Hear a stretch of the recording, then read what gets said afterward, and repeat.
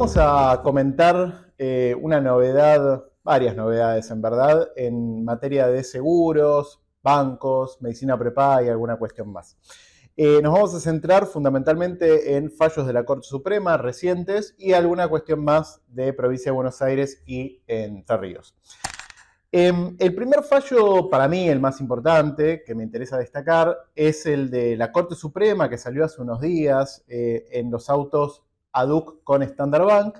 La Corte Suprema se metió en el fondo de la cuestión, en un proceso colectivo de consumo dentro de lo que es el sistema bancario, y resolvió que una comisión, algunos de ustedes por ahí no la conocen, pero la comisión de otorgamiento o de lo que se conoció como el Plan B de Visa, de financiamiento de el saldo de la tarjeta de crédito.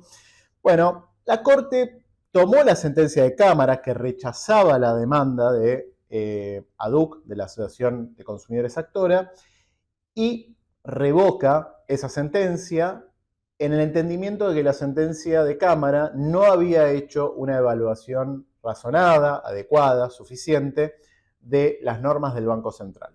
Cuando uno lo complementa esto con el dictamen fiscal, lo que ve es que la Corte entiende que de algún modo esta comisión, ¿sí?, se solapaba, ¿sí?, se pisaba con los intereses que se le cobraban al cliente por el financiamiento. A la par, la Corte entiende que no era claro cuál era el servicio que finalmente estaba remunerando esta comisión en favor del cliente. Estos dos ejes, ¿sí?, son dos ejes muy importantes porque son dos ejes que están presentes en las normas del Banco Central, están presentes en el Código Civil y Comercial e indirectamente están presentes en la Ley de Consumidor. Hoy hay varios expedientes judiciales que tienen en trámite esta discusión, ¿no? Con lo cual este fallo de la Corte de alguna manera es importante tenerlo presente de cara a esas otras discusiones que estamos teniendo en tribunales. También muy recientemente, hace unos días, la Corte Suprema tomó un asunto raro, no es normal que la Corte se meta en estos casos, en los autos ADUC con una sola D, con Telefónica, se metió en un tema que no era sentencia definitiva, realmente en un tema procesal que puede parecer menor, pero van a ver lo que hizo la Corte. La Corte toma el diferimiento del análisis de la excepción de falta de legitimación activa, que recordemos es el paraguas, ¿no?, o el título bajo el cual se analiza muchos elementos estructurales del caso colectivo. Entre otros, la legitimación propiamente dicha y lo que se conoce como la representatividad adecuada. Para quienes trabajan con esto recordarán, y quienes no, les contamos, hay dos acordadas de la Corte, ¿no?, que de alguna manera tratan de ordenar y organizar un poco y planificar lo que es el proceso colectivo a la luz de que no tenemos una ley de procesos colectivos salvo el artículo 54 de la Ley de Consumidor. ¿Qué hizo la Corte? La Corte agarró este diferimiento del análisis de la excepción de falta de legitimación activa, que recordemos en el Código Procesal Nacional, Federal, si el juez entiende que la excepción no es manifiesta, tiene la facultad de diferir al final del trámite del pleito la resolución. Y esto es el estándar hoy en Ciudad de Buenos Aires. Bueno, la Corte dijo, ese estándar no va más. ¿Sí? ¿Por qué? Porque dijo, no se puede diferir la correcta estructuración del caso colectivo en dos elementos que son claves, ¿no? Que es, si el actor tiene legitimación colectiva, que es una forma de decir si está estructurado adecuadamente el caso colectivo, y al mismo tiempo si estamos frente a un representante adecuado, ¿no?, de la clase. Estas cuestiones para la Corte, ya de Alavi para acá, ¿sí?, han sido siempre sensibles, pero fíjense cómo la Corte toma un tema que es el diferimiento de la excepción de falta de legitimación activa, que al margen, bajo el Código Procesal, es inapelable.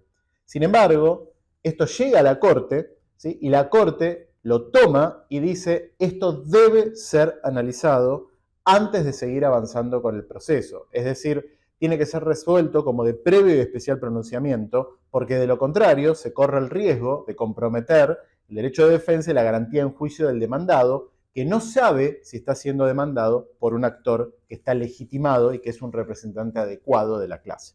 Así que este fallo de la Corte, que parece un tema procesal menor, pero en nuestra visión no lo es, va a tener un impacto importante en el trámite de algunos casos que hoy están en tribunales y en nuevas acciones de clase. Cruzando la General Paz, la Suprema Corte de la Provincia de Buenos Aires resolvió ya hace un par de meses, pero me parece que es relevante, en materia de seguros, en la causa Toscano, resolvió que el plazo de prescripción para la acción vinculada al contrato de seguros es de un año. Esto, para quienes trabajan con esto, saben que desde hace muchos años venimos discutiendo si eran los 3 años de la ley de consumidor, previo al 2015, ¿sí? Versus el 1 de la ley de seguros. Luego, con el Código Civil y Comercial, se reeditó la discusión, ¿no? Tampoco zanjada, de, bueno, pero el Código Civil y Comercial no trae un plazo de prescripción para la acción de consumo, entonces hay que aplicar el 5 genérico, y esto varios tribunales lo habían aceptado, versus el de un año. Bueno, la Suprema Corte de la Provincia de Buenos Aires zanjó esta cuestión y dijo, básicamente, acá hay una ley especial, ¿sí? Que no está derogada por el régimen general del Código Civil y Comercial, que establece, es cierto, una norma residual general para el plazo de prescripción de 5 años, pero también es cierto que dice que ese plazo aplica salvo que exista una ley especial o específica, ¿no? En consecuencia, la Suprema Corte de la Provincia de Buenos Aires hizo primar el plazo de un año antes que el de 5 del genérico del Código Civil y Comercial. Seguimos con la novela, la historia de lo que pasó desde principios de año con el tema medicina prepaga, ¿no? Procesos colectivos, el gobierno, etc. Recordemos, el DNU 70 desregula todo lo que es la tarifa, el precio del contrato de medicina prepaga. A partir de ahí hay una enorme cantidad de litigiosidad a lo largo y ancho del país respecto de la constitucionalidad o no de esa modificación vía DNU. Uno de los procesos judiciales más relevantes es el que se inicia en los autos Morsenti y Conosde, ¿sí? Ahí recordemos Morsenti, un actor individual, pero haciendo una acción colectiva. Después entra una asociación de consumidores, ADUC con doble D. Bueno, llevan a cabo este pleito. Finalmente, ¿cuál es la novedad?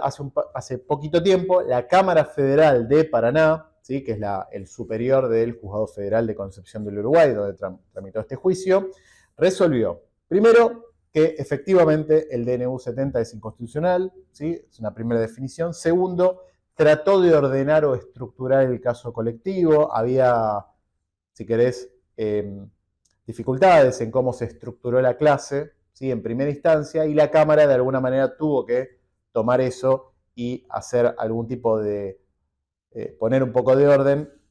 No sé si le salió del todo, pero bueno, hoy es incierto cómo está compuesta esa clase, pero lo relevante es que se declara la inconstitucionalidad del decreto 70 en lo relativo a la desregulación de tarifas de prepaga.